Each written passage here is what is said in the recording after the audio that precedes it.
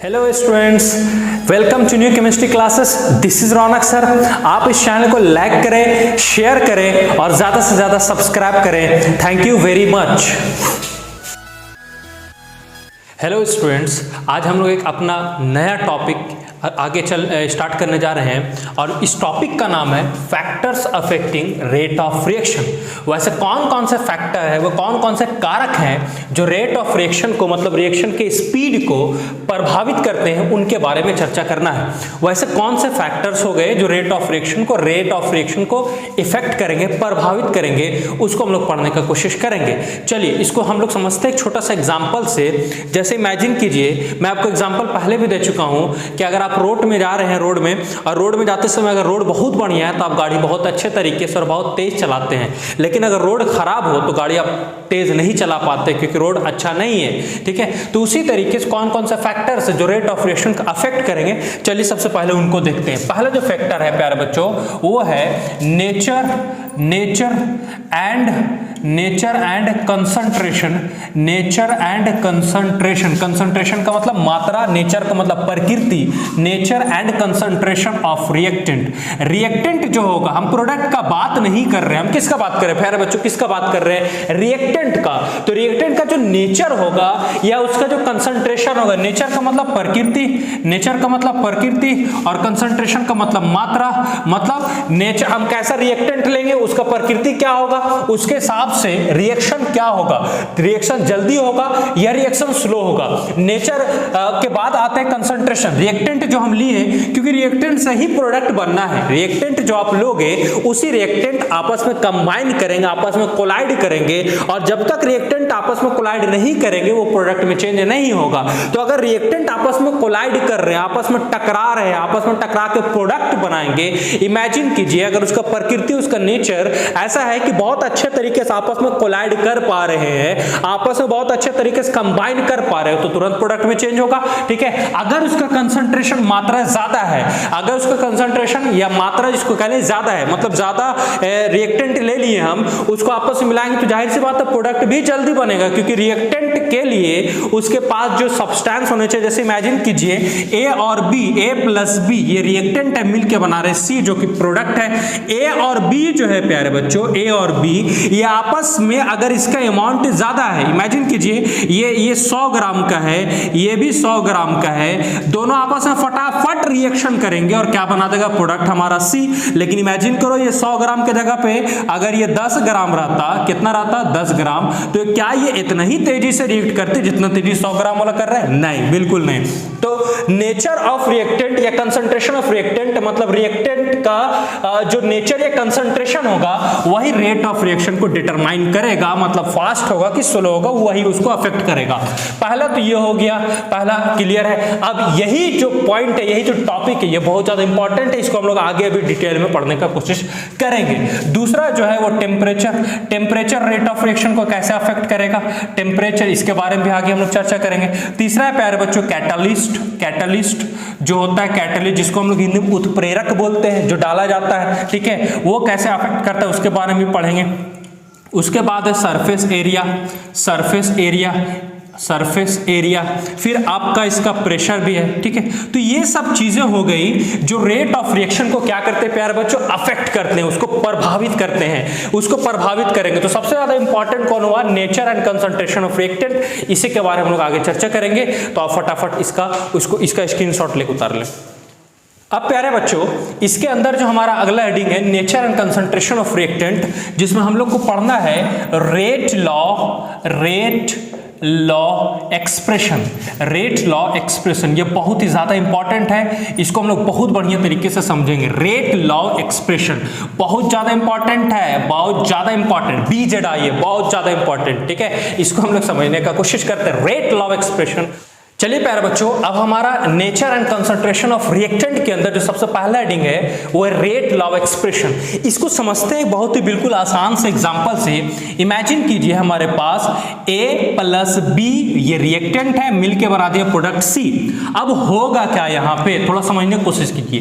A का amount, A और B आपस में, पहले ऐसा समझिए, A और B आपस में कोलाइड करेंगे, आपस में कंबाइन करेंगे, तब जाके आपको प्रोडक्ट क्या मिलेगा, C।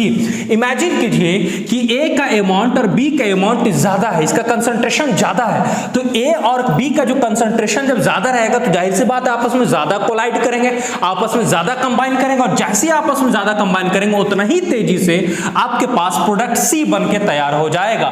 जितना तेजी से ए और बी आपस में कंबाइन करेंगे, तेज कंबाइन इसलिए करेंगे क्योंकि इनका कंसंट्रेशन क्या रहेगा, हाई। तो हम कह सकते हैं कि रेट जो ऑफ रिएक्शन मतलब रिएक्टेंट से प्रोडक्ट बनने का जो स्पीड है, जो रेट है, वो डिपेंड कर रहा है रिएक्टेंट, इसको हम लोग बोलते हैं रिएक्टेंट के कंसंट्रेशन पे डिपेंड कर रहा। तो लिख सकते हो रेट जो होगा वो डायरेक्टली प्रोपोर्शनल, कंसंट्रेशन को प्यारे बच्चों याद कीजिए, हम लोग स्क्वायर ब्रैकेट में शो करते हैं। इस स्क्वायर ब्रैकेट में कंसंट्रेशन किसका, रिएक्टेंट का कंसंट्रेशन पे ये रेट जो होगा वो डायरेक्टली प्रोपोर्शनल होगा। लेकिन जब साइंटिस्ट लोगों ने देखा तो उन्होंने कहा कि ये तो ठीक है, इसके अलावे एक यहाँ पे एक और टर्म आएगा जिसको हम लोग बोलेंगे एन। इस चीज को क्या बोलेंगे, एन आपका स्टिचियोमेट्रिक कोएफिशिएंट भी हो सकता है। एन से ही डिटरमाइन किया जाता है कि रिएक्शन का ऑर्डर क्या होगा। अभी हम लोग को पढ़ना है रिएक्शन का ऑर्डर, जीरो ऑर्डर रिएक्शन के होंगे कि फर्स्ट ऑर्डर के होंगे कि सेकंड ऑर्डर के होंगे, इसको समझते हैं हम लोग। तो यहाँ पे हम लोग यहाँ तक क्लियर है कि रेट जो होगा डायरेक्टली प्रोपोर्शनल होगा कंसंट्रेशन ऑफ रिएक्टेंट के, और इसका पावर में क्या होगा, N.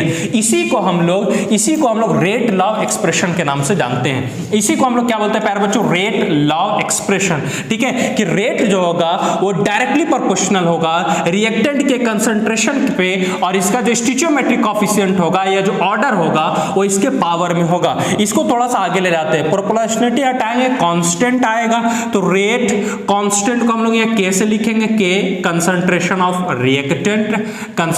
Of reactant to the power हो जाएगा एन। यहां लिख देते हैं वेयर के जो है प्यारे बच्चों, इसको हम लोग रेट कांस्टेंट कहते हैं। क्या कहते हैं, के को हम लोग rate constant, K is also known as rate constant. K को हम लोग और भी कहते हैं, के को हम लोग वेलोसिटी कांस्टेंट भी बोलते हैं। क्या बोलते हैं, velocity constant, this is also known as velocity constant. और यहां जो एन है वो क्या है, ऑर्डर। एन क्या है, ऑर्डर। और एन जो है प्यारे बच्चों वो जीरो भी हो सकता है, एन जीरो भी हो सकता है, एन फ्रैक्शनल भी हो सकता है। फ्रैक्शनल का मतलब बटा में, डिवाइड में, 1/2, 3/2 इस तरीके से हो सकता है। तो के जो हो गया वो रेट कांस्टेंट हो गया, या इसको वेलोसिटी कांस्टेंट भी कहा जाता है, और एन जो होगा ऑर्डर या फ्रैक्शनल भी हो सकता है। अब इसके कुछ एग्जांपल्स आपके सामने मैं रखता हूं कि किसी भी रिएक्शन का आप रेट कैसे लिखोगे या रेट लॉ एक्सप्रेशन कैसे लिखोगे, मैथमेटिकली आप उसको कैसे शो करोगे, उसके लिए हम लोग यहां कुछ रिएक्शंस लिखते हैं। जैसे एग्जांपल के लिए हम लोग ले लेते हैं पहला नंबर एग्जांपल कि 2a आपका बना दिया इधर प्रोडक्ट, 2a इधर प्रोडक्ट कुछ बना है आपका। इसके लिए हमको एक चीज ध्यान में रखिएगा कि आपको प्रोडक्ट से कोई लेना देना नहीं है, किसमें, रेट लॉ एक्सप्रेशन में। आपको लेना देना सिर्फ और सिर्फ है तो किससे लेना देना है, रिएक्टेंट का कंसंट्रेशन से। आपको प्रोडक्ट से कोई लेना देना, प्रोडक्ट कुछ भी रहे, आपको रेट लॉ में उससे किसी तरह कोई दिक्कत नहीं है। आपको सिर्फ और सिर्फ रिएक्टेंट पे फोकस करना है। किस पे फोकस करना है प्यारे बच्चों, जल्दी बोलिए, किस पे, रिएक्टेंट पे। चलिए फटाफट एक बार कमेंट में आप लिख दीजिए अगर आप समझ गए हो, क्या हमको प्रोडक्ट पे किसी तरह का कोई काम करना है, नहीं, हमको करना है तो किस पे, रिएक्टेंट पे। बहुत सुंदर, शाबाश। ठीक है, तो क्या लिखेंगे इसको, रेट क्या लिखाएगा, रेट इज इक्वल टू क्या हो जाएगा, के। रेट इज इक्वल टू के लिखने के लिए सीख जाइए, rate is equal to K concentration of reactant तो हमारा ए है, और ये क्या है हमारा, ये क्या है, स्टिचियोमेट्रिक कोएफिशिएंट। ये क्या है, स्टिचियोमेट्रिक कोएफिशिएंट। दो हमारे पास क्या है, stoichiometric coefficient, concentration of A, stoichiometric coefficient power में चल जाएगा। कितना ज्यादा आसान है, सिंपल सा चीज है। Rate is equal to K concentration of A reactant है, इसका पावर में 2 चला जाएगा क्योंकि स्टिचियोमेट्रिक कोएफिशिएंट है। और भी एग्जांपल्स हम लोग देख सकते हैं, बहुत सारे एग्जांपल्स है, जैसे ए प्लस बी यहां से बना देगा आपका प्रोडक्ट। देखिए प्यारे बच्चों, समझने का कोशिश कीजिए। ठीक है, ए यहाँ पे स्मॉल है और स्मॉल बी जो है ये स्टिचियोमेट्रिक कोएफिशिएंट है, ये स्टिचियोमेट्रिक कोएफिशिएंट है, और ए और बी जो है ये रिएक्टेंट है। प्रोडक्ट से हमको कोई मतलब नहीं है। रेट कैसे लिखेंगे, रेट इज इक्वल टू होगा K concentration of A to the power कितना होगा, ए स्मॉल है क्योंकि स्टिचियोमेट्रिक कोएफिशिएंट है, इनटू में कंसंट्रेशन ऑफ क्या होगा, बी। ठीक है, इसका पावर कितना हो जाएगा, स्मॉल बी। ये इस तरीके से लिखना है। ठीक है, और भी हम लोग लिख सकते हैं, कोई दिक्कत नहीं है। N2 प्लस H2 बनाएगा 2NH3, यहां पे हम लोग लगा देंगे 3। देखिए इसका रेट कैसे लिखेंगे, रेट इज इक्वल टू होगा के, चलिए बोलिए क्या लिखेंगे, कंसंट्रेशन किसका, N2 का, स्टोइचियोमेट्रिक कोएफिशिएंट कुछ नहीं, पावर कुछ नहीं जाएगा, N2 में क्या होगा H2 का पावर कितना हो जाएगा 3, बस। प्रोडक्ट से कोई लेना देना नहीं, प्रोडक्ट से किसी तरह का कोई लेना देना नहीं है। और भी लिख सकते हैं 2HI से बनेगा H2 प्लस I2, इस तरीके से। चलिए रेट क्या लिखेंगे प्यारे बच्चों, rate is equal to K concentration of HI to the power 2, ठीक है। हमको इस सबसे कोई प्रोडक्ट से किसी तरह कोई लेना देना नहीं है। तो देखिए कितना ज्यादा आसान और कितना सिंपल है किसी भी रेट लॉ को या रेट एक्सप्रेशन को इस तरीके से शो करना, ये बहुत इजी चीज था। तो प्यारे बच्चों उम्मीद है आपको ये चैप्टर, ये लेक्चर अच्छा से समझ में आया होगा। चलिए इसका स्क्रीनशॉट ले लीजिए। चलिए प्यारे बच्चों अब हम लोग देखते हैं यूनिट ऑफ रेट कांस्टेंट। हम लोग जो रेट कांस्टेंट लाए, जो हमारे पास के आया, जिसको हम लोग रेट कांस्टेंट बोल रहे हैं, उसका आखिर यूनिट क्या होगा।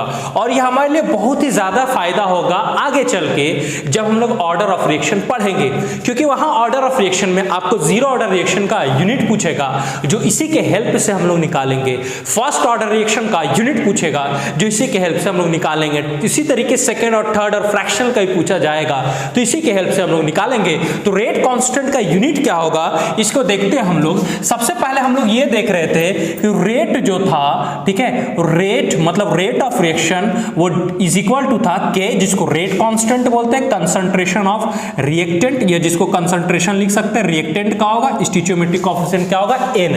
के को यहां से हम लोग बाहर निकाल लेते हैं, के को यहीं रहने देते हैं, तो क्या हो जाएगा के, यहां पे क्या हमारे पास रेट, ठीक है, रेट इनटू में ये इधर मल्टीप्लाई में ही इधर आ जाएगा तो डिवाइड में, तो इसको ऐसा लिख सकते हैं 1 by concentration to the power n, इस तरीके से। अब हम रेट का यूनिट पुट करने का कोशिश करते हैं। हम लोगों ने देखा था कि रेट इज इक्वल टू क्या था, change in concentration, change in concentration divided by time taken. याद आ रहा, ठीक है, याद कीजिए, दिमाग पे थोड़ा जोर डालिए, आप तो ऐसे ही पढ़ने में बहुत खतरनाक है, एक बार और जोर डाल दिए, कोई दिक्कत नहीं है। Change in concentration divided by time taken, ठीक है। तो रेट, जिसको R भी लिख सकते हैं, rate change in concentration, concentration का यूनिट क्या होता है मोल पर लीटर डिवाइड में टाइम टेकन का क्या होगा, ठीक है, टाइम टेकन का मान लेते हैं, टाइम टेकन मतलब सेकंड मान लेते हैं, क्या मान लेते हैं हम लोग, सेकंड। इस तरीके से रेट का यूनिट निकल गया। तो रेट का यूनिट सबसे पहले हम लोग यहाँ पुट करते हैं, के बराबर क्या हो जाएगा, रेट का यूनिट मोल पर लीटर डिवाइड में क्या हो जाएगा सेकंड इनटू में 1 बाई कंसंट्रेशन। अभी बताएं कंसंट्रेशन का यूनिट क्या होगा, मोल पर लीटर, वही यहां पे लिख रहे हैं मोल पर लीटर टू द पावर, इस पूरे का पावर कितना है n, ठीक है। चलिए बहुत यहां से क्या हो जाएगा प्यारे बच्चों, k इज इक्वल टू मोल पर लीटर इंटू में सेकेंड इंटू में ये ऊपर जाएगा, ये वाला पूरा टर्म ऊपर ले जाते हैं तो प्लस n है तो वो माइनस n हो जाता है, मोल पर litre to the power minus n। आप क्लास 8 में ऐसा पढ़े होंगे कि यदि आपके पास 1 का पावर b है, इसको ऊपर ले जाओगे तो a to the power minus b हो जाएगा, ऐसा होता है फॉर्मूला। चलिए बहुत सुंदर, यहां से ले आइए। अब देखिए ये दोनों जो टर्म सेम टर्म है, इसका पावर कुछ नहीं तो 1 है, सेम टर्म है, जो सेम टर्म को मल्टीप्लाई किया जाता है पावर को क्या करते हैं लोग जोड़ देते हैं, तो k इज इक्वल टू क्या हो जाएगा, ठीक है, इज इक्वल टू हमारे पास हो जाएगा मोल पर लीटर, पावर को जोड़िए 1 प्लस माइनस n, इस तरीके से डिवाइड में कितना होगा सेकेंड, क्या हो जाएगा रेट के मोल पर लीटर, यहाँ प्लस माइनस 1 माइनस n हो जाएगा, ठीक है। बटन में क्या हो जाएगा सेकेंड, इसको थोड़ा सा ऊपर ले जाते हैं, पर सेकेंड करते हैं, के का यूनिट क्या आ जाएगा फटाफट देखिए, मोल पर litre to the power 1 minus n into में पर सेकेंड, ये निकल गया इसका यूनिट। और ये बहुत ही ज़्यादा इंपॉर्टेंट है, BZI है इसका यूनिट, स्टार मार्क लगा लीजिए, जिधर से सजाना है सजा लीजिए, जिधर से इसको सजाना है सजा लिए, क्रीम पाउडर लगा लीजिए, ध्यान से देख लीजिए क्योंकि आगे बहुत ज़्यादा इंपॉर्टेंट। तो नेक्स्ट लेक्चर में इसका बहुत ज़्यादा यूज करेंगे और इस तरीके से यूनिट निकाला गया रेट कांस्टेंट का। उम्मीद है प्यारे बच्चों आपको ये टॉपिक अच्छा लगा होगा, आपने इस वीडियो को पूरा देखा होगा, वीडियो को रेगुलर देखें, बहुत अच्छे तरीके से देखें, घर में रहें, सुरक्षित रहें। Thank you very much.